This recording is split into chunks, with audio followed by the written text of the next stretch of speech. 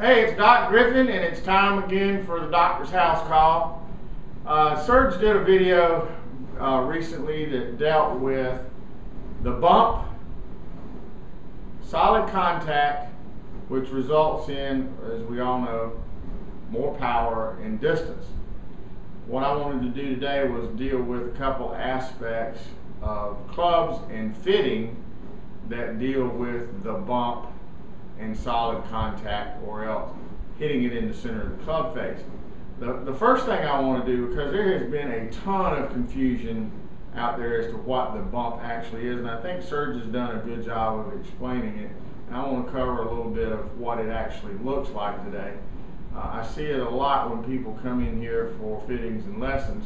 The concept of the bump just eludes people. And part of it could be from the aspect of the clubs just make it impossible to bump properly. And first of all, let's cover exactly what the bump is. And I'm going to do it where you're looking at me face on.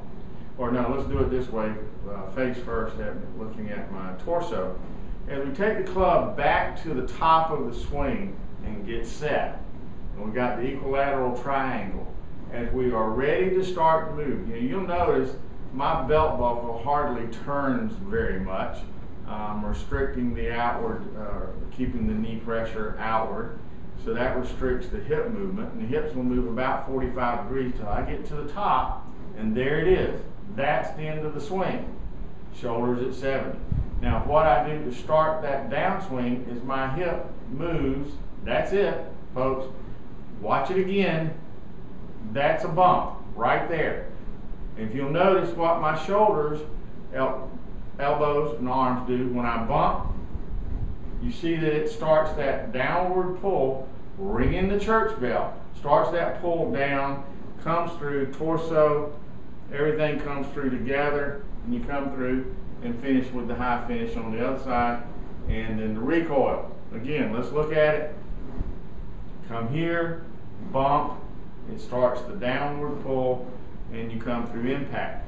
From the side, club goes back, gets set, I'm up over my shoulder, the bump, there it is, just that tiny little move of about an inch, bump, comes in, comes through, club comes out, in the mid up tree on the other side.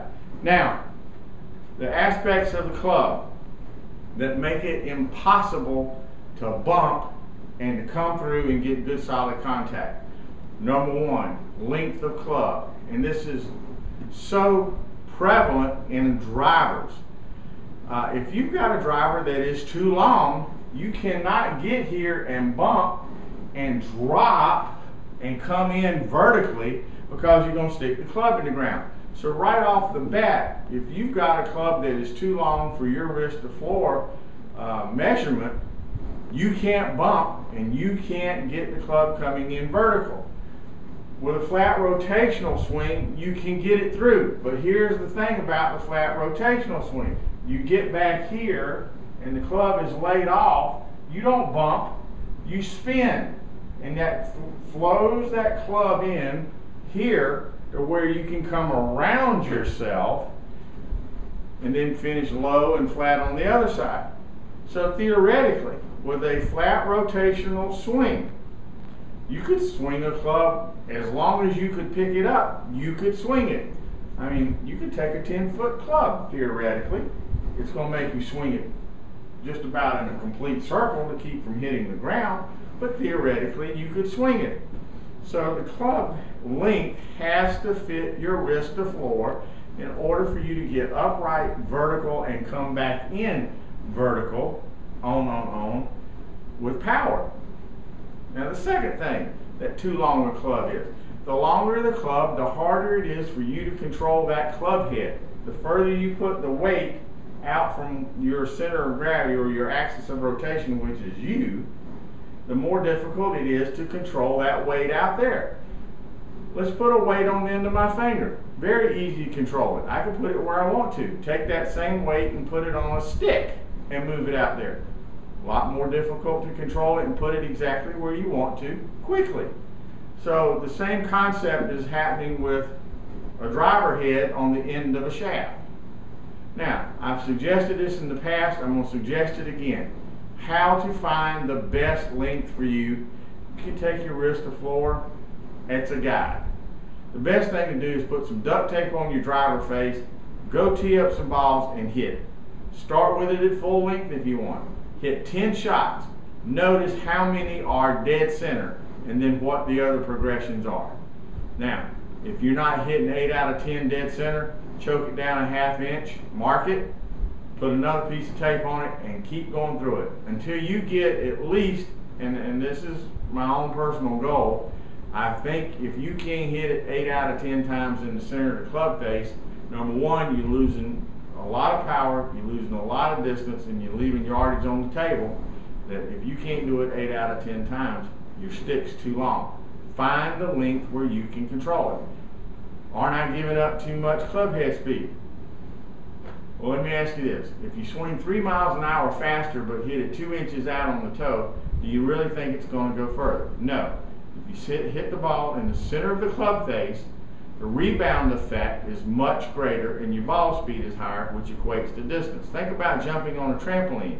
If you jump on a trampoline dead center, you're going to go higher than if you moved out any further away from the center. The more you move out to the edges, the less your bounce is going to be, so you're not getting a return on the same energy.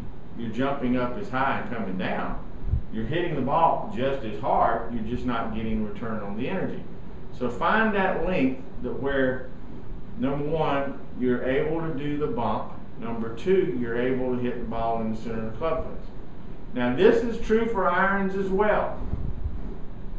Also, another consideration with irons is the toe down effect, which I've talked about before. When you swing, a club loads here, bends this way, and when you come down and release, the toe's down and comes through at the release point. The more this toe bends down this way, the more you're shortening up the club. So if you get a club that's not the right line and you're getting way too much toe down effect, you're going to wind up hitting the ball on the toe of the club and therefore not getting good solid contact and power, regardless of whether you're doing the bump right or what have you. If you're not hitting it in the center of the club face, again, you're leaving distance and yardage on the table. So, good way to check that, same thing. Put tape on the club face, go out and hit golf balls and see if you're hitting it out on the toe. Even if you're not scuffing the ground and it's not a distance problem. But you're going to say, hey, what do I know? Get to a fitter. It's not a costly thing in this realm. These are simple fixes and a simple way to find out if your clubs are a root of the problem. But we'll go back to what Serge said in his video. A key to power and distance and solid contact is being able to execute that bump, but in being able to execute that bump and deliver the club head back to the golf ball where you're hitting it in the center is also going to be, in some instances, a club and fitting related problem. Well, that's it for the meet. If you got questions, give me a shout, send me an email, give me a call, doesn't matter. I always try to respond and answer, and we really appreciate your support and your participation in the blog. And remember, better golf is just a fit away.